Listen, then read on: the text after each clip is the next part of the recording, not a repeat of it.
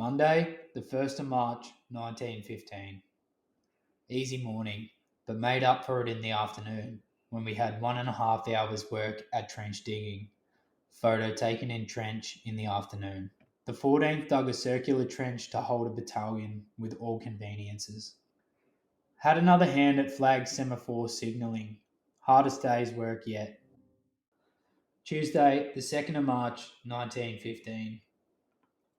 Marched to the rifle butts at Abashia for new rifle practice.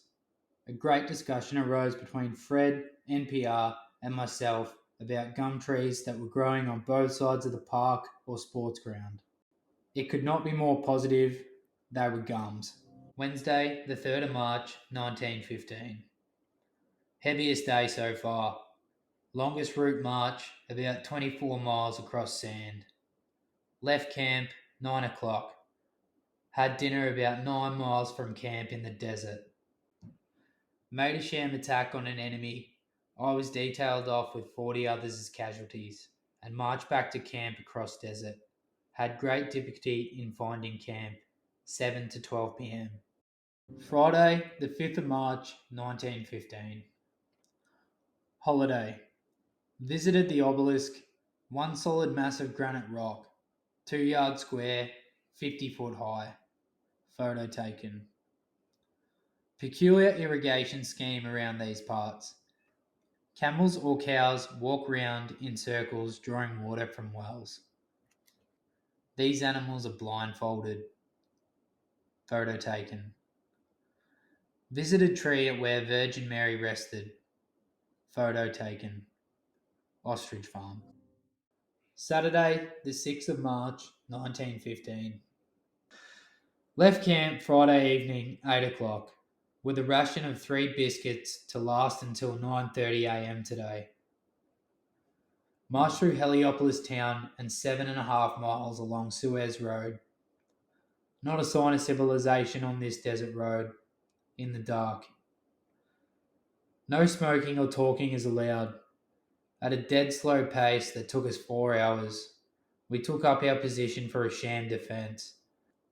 Tried a hand at trench digging at 1 o'clock midnight and then spent the coldest night I can remember, sleeping on the sand with great coats for a blanket, pillow, etc. until daybreak. Then we took our places in the trenches, keeping back an imaginary foe. At 6:30 we marched back to camp hungry and tired, hoping that these games would be wiped off the slate forever. Had the rest of the day well off. Sunday, the 7th of March, 1915.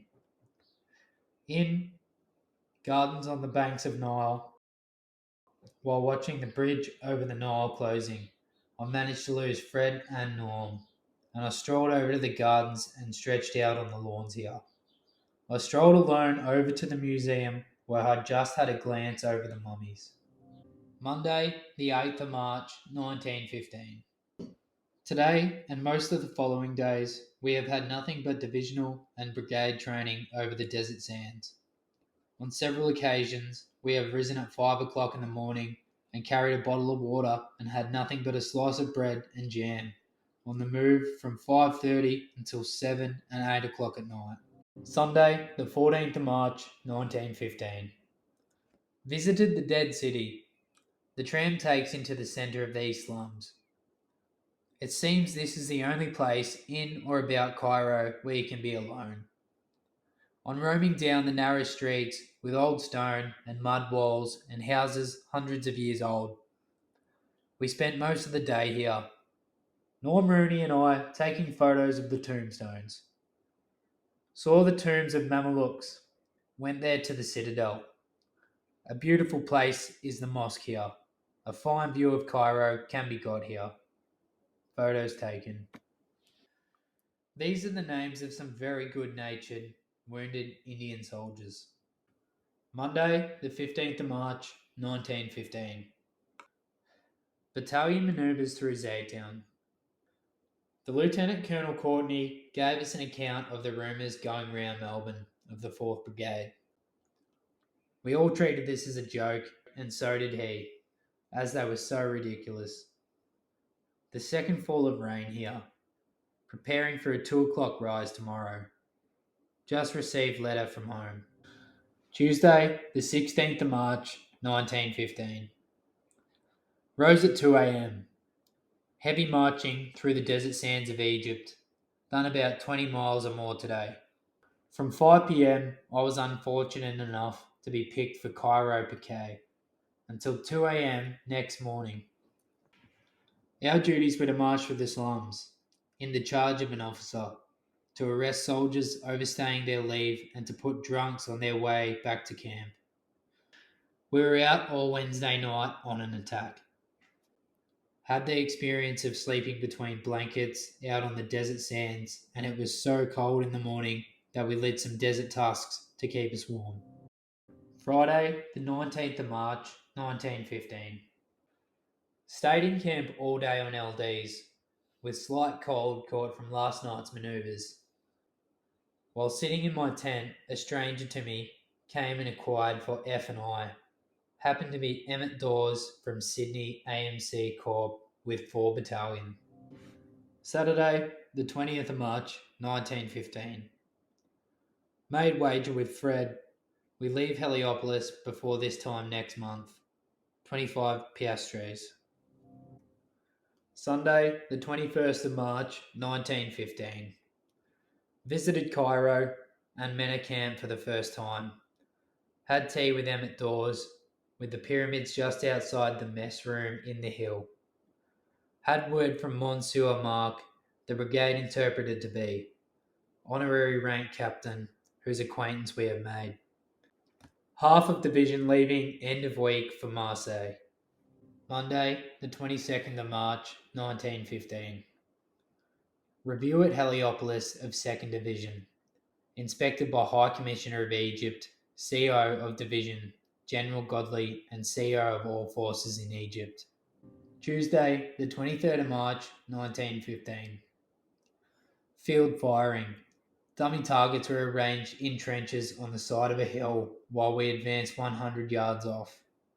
Every man was issued with ball ammunition, and the most realistic fight, finishing with bayonet charge, took place. Thursday, the 25th of March, 1915.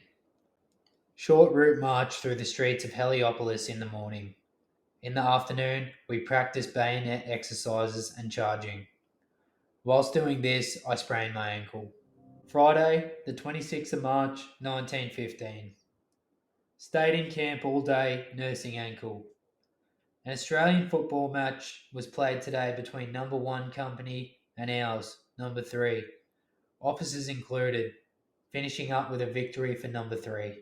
Saturday, the 27th of March, 1915. Another easy day. Issued with new clothing.